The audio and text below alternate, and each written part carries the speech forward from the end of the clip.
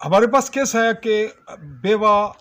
बहू को जहर दिया गया सास की जानिब से, और ससुर भी मौजूद था, और इस पर मामलात चले। पुलिस के पास एफआईआर हुई। एफआईआर के बाद खातून थी जो जहर देने वाली थी, उसकी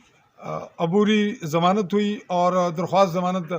की तौसीक न होने पर ज़मानत मनसूख हुई, और चंद दिन उसको हवालात देखनी पड़ी। उसके बाद बाला अदालत से ज़मानत हुई कन्फर्म। ये वाक़या, ये मामला रहा तहसील समानी के बंडाला, और बंडाला में कहावलियाँ गरबी मैथ का ढेरी का। और हम इस वक्त उसी घर में मौजूद हैं जिसकी हम रिपोर्ट्स मुतअद्दिद आपको दिखा चुके, पेश कर चुके। आज उसका फॉलोअप है। फॉलोअप रिपोर्ट ये तकाजा करती है कि इसमें क्या डेवलपमेंट हुई, और क्या मजलूम खातून जिसको जहर दिया गया, क्या वो बहन बेटी को इंसाफ मिलने जा रहा है, और अब तक उसे क्या मुश्किलात पेश आईं, और क्या क्या अजीज़ो अकारब ने उसके लिए मुश्किलात पैदा की या सहूलियात, और वो तन्हा है या उसके इर्द गिर्द क्या है, और क्या मुआशरा उसके लिए कोई ख़ास सपोर्ट का बायस बन रहा है, समाजी तबकात। ये सारे मामलात आज की हमारी इस फॉलो रिपोर्ट में। हम रिपोर्ट को शार्ट करते हुए डायरेक्ट ये बात करते हैं कि जाली वसीयतनामा एक तैयार हुआ था, जो कि इस खातून को इसकी सास की जानिब से जहर देने के बाद उसके बहुत से वाक़यात सामने आए कि जो जायदाद ज़मीन इस खातून के हिस्से में बनती थी और इसकी यतीम बच्चियों के नाम थी, वो शिफ्ट हुई और उसकी आड़ ली गई, या हकाइक थे। ये तो मामला काबिल तहकीक है एक वसीयतनामे की, और उस वसीयतनामे की पोजीशन को भी चैलेंज किया जाना है पुलिस के पास और शायद अदालत के पास भी, और इस वक्त ये मीडिया के पास टच कर रहे हैं। तो वो बात को बढ़ाते हुए आगे चलते हैं। मैं आपसे मुखातिब आ रहा हूँ चौधरी फजल रहमान, आली न्यूज़ के प्लेटफॉर्म से, ज़िला भिंबर, आज़ाद कश्मीर, ज़ेर कब्ज़ा पाकिस्तान की तहसील समानी से। जी तुझसे दसो भाई क्या वाक़या है? मेरे भाई अब्दुल करीम ने मेरे भतीजे का और अपने बेटे का जाली वसीयतनामा बनवाया, नवा खुफिया बनाकर फिर अपनी दूसरी बीवी सफ़िया बेगम के नाम करवाया। उसने सफ़िया बेगम ने से भाई ने अपनी बहू फौजिया बीबी को जहर दिलवाया। जहर से बच जाने पर उसने पता चला कि जाली वसीयतनामा बनवा कर जीवी फौजिया के हिस्से की फरोख्त कर दी है। मेरे साले फैजल ने मेरे पैसे देने हैं 5,06,000 रुपया, और वो बहुत बड़ा मास्टर माइंड है। नाजरीन, इस सिचुएशन में आप देख रहे हैं कि ये माजूर हैं और डायलिसिस हो रहे हैं, इनके ये गुर्दे डैमेज हैं, और अब्दुल करीम जो है वो इनका हकीकी भाई है, और ये बोल रहे हैं अपने हकीकी भाई के खिलाफ। ये दो ही भाई हैं। इत्तेफाक ये होता है कि इनकी औलाद नहीं है, मियाँ बीवी दोनों की। दोनों के इस क्राइसिस के बाद इनके पास अब्दुल करीम जो कि इनका बड़ा भाई है, उसकी बहू इनकी खिदमत करती है, इनके घर रहती है। और इस दौरान इनका जो अब्दुल करीम है, इनका भतीजा है, और अब्दुल करीम जो मेन इस वक्त मुलज़म है, सफ़िया का सौतेला बेटा है, उसकी डेथ हो जाती है, और फौजिया जो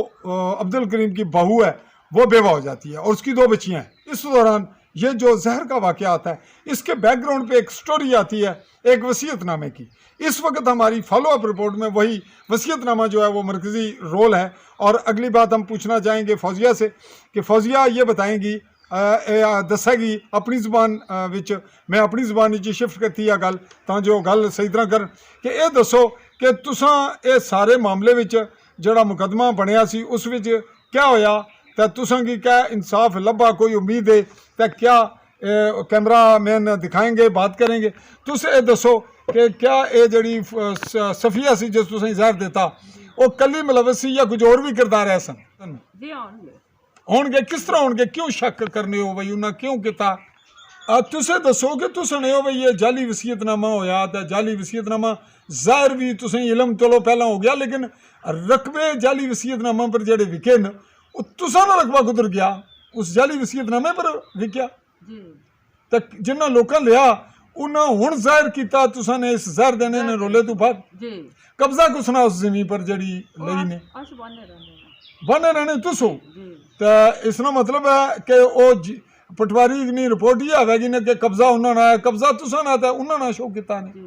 अच्छा एक गल दसो भाई तुसा दरख्वास्त देना नस पज इंसाफ इस वास्ते है तुस औरत जात हो जहर भी तुसें दिते असने अपने मामलात भी मुश्किल नाल तके ने दो बच्चियां भी है ने पढ़नियां ने दोए तो वो ये किस तरह करने हो हर जगह आपू नस पज करने हो या कुछ जी भेजने हो कौन जाना है जी मैं तो मजबूर हाँ करूँ ना जा सकती तो मैं फिर अपना सारा जो है मुख्तारनामा मामूली देता तुस क्या दसने हो जी क्या नहीं हो मुख्तियार तुसा कोल है तो इस मामले च ये जड़ी गुफ्तगू हुई है वसीयतनामे ना भी तस्करा आया ये नई फॉलो अप है कि जहर देगा खातून ने बच गई तो उस तो बाद तुसों को मुख्तियार आम आ गया इन्होंने या खास आया तो उस पर क्या पेश रफ्त है तुस दो सर मुख्तार आम जरा मैं लिया ना को इसे मजबूरी की वजह से लिया कि ये बेटी साड़ी सकी भांजी है जी तुसां सकी पानी है तो क्या है मरीज भी है मैदे की प्रॉब्लम है और प्रॉब्लम है बच्चियां की देखभाल करनी दो इन्होंने बंदे की देखभाल करनी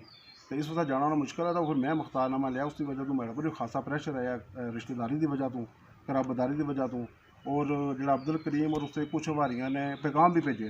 कि लंगड़े नाल मुक लावांगे तो चलो कोई नहीं अल्लाह चाहेगा तो मुकणगे ना अच्छा चाहेगा तुसा माजूर हो ना जी जी जी जी नाजरीन ये माजूर भी हैं और पोलियो प्रॉब्लम नहीं सर बिजली शॉर्ट लगा बिजली का शार्ट लगा और ये बिल्कुल माजूर है मुकम्मल चल नहीं सकते एक टंग से एक हिस्सा माजूर है ये पहला तुसा नाल हमदर्दी की थी या लोगों भी जहर देता ने हाँ जी ਹੁਣ ਹਮਦਰਦੀ ਘਟਣੀ ਹੈ ਵੀ ਭਾਈ ਜ਼ਮੀਨ ਜਿਹੜੀ ਜਿੰਨਾ ਲੈ ਲਈ ਹੈ ਜਾਲੀ ਵਸੀਅਤਨਾਮੇ ਪਰ ਜਾਂ ਅਸਲੀ ਪਰ ਤੇ ਤੁਸੀਂ ਜਾਲੀ ਆਖਣੇ ਹੋ ਭਾਈ ਇਸੀ ਥੀ ਰਹਿੰਦੇ ਹੋ ਗੋਲ ਰਹਿੰਦੇ ਹੋ जी ਇਹ ਰੋਲਾ हाँ जी ਤਾਂ ਤੁਸੀਂ कहने हो भाई हक इंसाफ नहीं गल है जाली वसीयतनामा चैलेंज करने हो पे या कोई ने किता जी करने हो हाँ जी सर उसकी पुलिस केस बनाना चाहते हो जी जी नाजरीन हमने आज की रिपोर्ट नई डेवलपमेंट नई जो हमारी ये फॉलो अप थी उसमें ये बात सामने आई कि जाली वसीयतनामा उसको ये पुलिस केस